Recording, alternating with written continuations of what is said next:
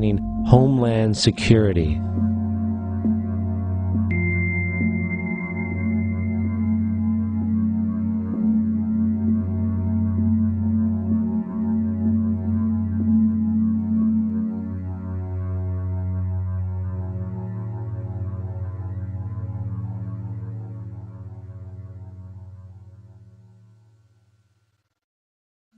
This is Aaron Russo, a filmmaker and former politician. To his left is Nicholas Rockefeller of the infamous Rockefeller banking and business dynasty. After maintaining a close friendship with Nicholas Rockefeller, Aaron eventually ended the relationship, appalled by what he had learned about the Rockefellers and their ambitions. I got a call one day from an attorney woman I knew, and she said, "Would you like to meet one of the Rockefellers?" I said, "Sure, I'd love to." And we became friends, and he began to divulge a lot of things to me. So he said to me one night, he said that there's going to be an event there, and out of that event, you're going to see, we're going to go into Afghanistan, so we can run pipelines from the Caspian Sea. We're going to go into Iraq to take the oil and establish a base in the Middle East, and we're going to go into Venezuela and try and get rid of Chavez. And the first two they've accomplished. Chavez they didn't accomplish. And he said you're going to see guys going into caves looking for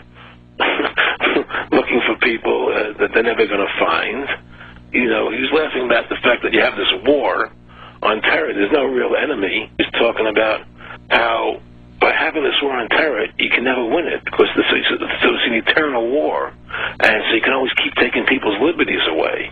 And I said, how are you going to convince people that this war is real? He said, but the media can convince everybody it's real. I mean, you know, it's just that you keep talking about things, you keep saying it over and over and over again, and eventually people believe it. You know, you created the Federal Reserve in 1913 through lies. You create 9/11, which is another lie. Through 9/11, then you're fighting a war on terror, and now all of a sudden you go into Iraq, which was another lie, and now they're going to do Iran.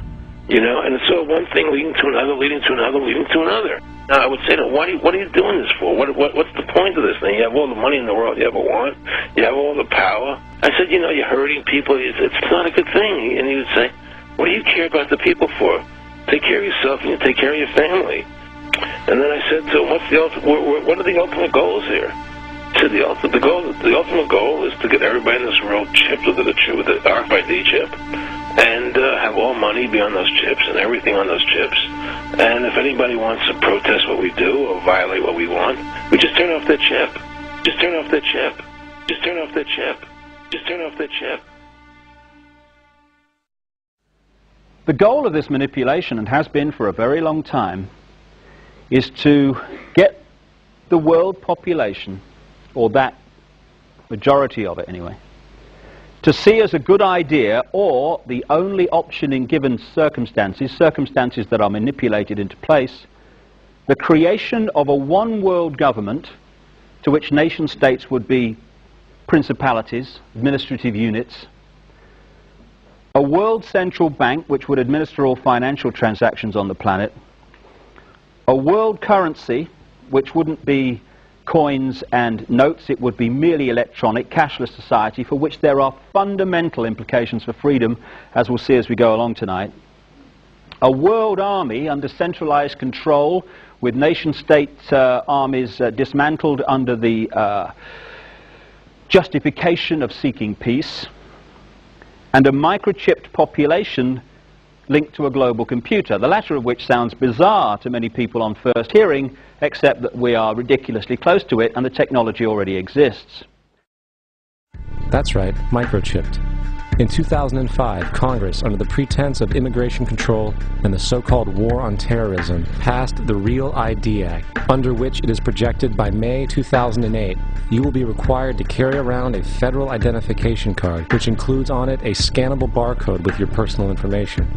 However, this barcode is only an intermediary step before the card is equipped with a Verichip RFID tracking module, which will use radio frequencies to track your every move on the planet. If this sounds foreign to you, please note that the RFID tracking chip is already in all new American passports. And the final step is the implanted chip, which many people have already been manipulated into accepting under different pretenses. We have a Florida family who are really pioneers in a brave new world. They have volunteered to be the first ever to have microchip identification devices implanted into their bodies. After 9/11, I was really concerned with the security of my family. I wouldn't mind having something planted permanently in my arm that would identify me. In the end, everybody will be locked into a monitored control grid where every single action you perform is documented. And if you get out of line, they can just turn off your chip, for at that point in time, every single aspect of society will revolve around interactions with the chips. This is the picture that is painted for the future if you open your eyes to see it.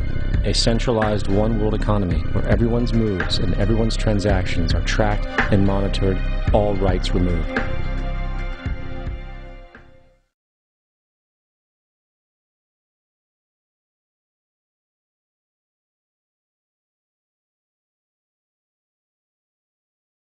Something has to change, though. They have to find a better way to identify the bad guys, or the rest of us are going to stay home and watch the world go by on televisions. But we need some system for permanently identifying safe people.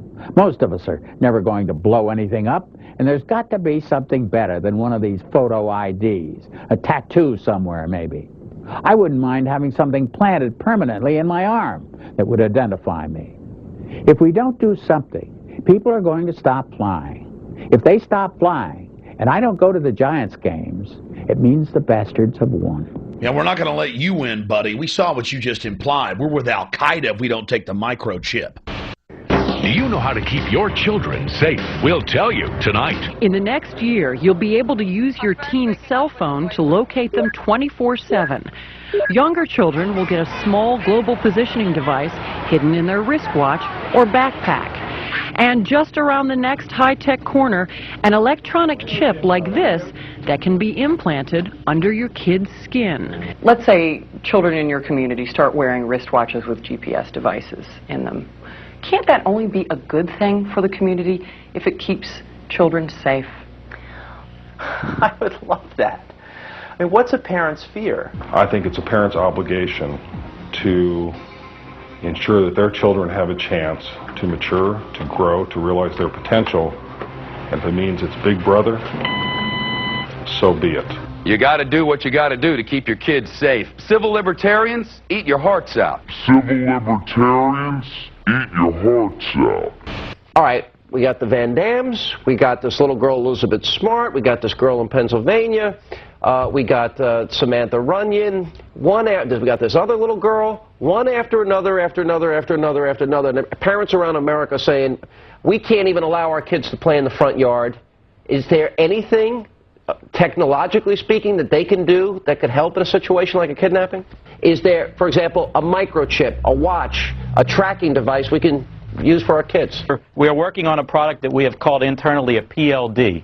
PLD stands for Personal Locating Device, which is an implantable GPS for which our company owns a patent and can be implanted surgically in the clavicle area of a child or someone that you are interested in tracking. It is the first implantable microchip for humans that has multiple security, financial, and healthcare applications. One thing I would just suggest, I'm just an outside, soon-to-be investor. I love this idea, by the way, Scott. I think this is great. Thank you, Sean. Put it in earrings, put it in a cross, make it smaller, maybe not implantable, and I think let parents choose. It's not the government, so I like it. But we're currently working on those applications.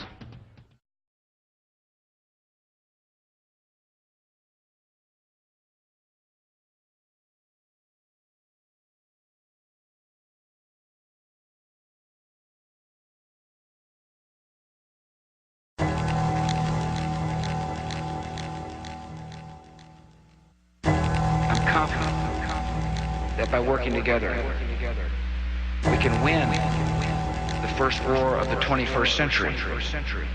And that is the war, cold-blooded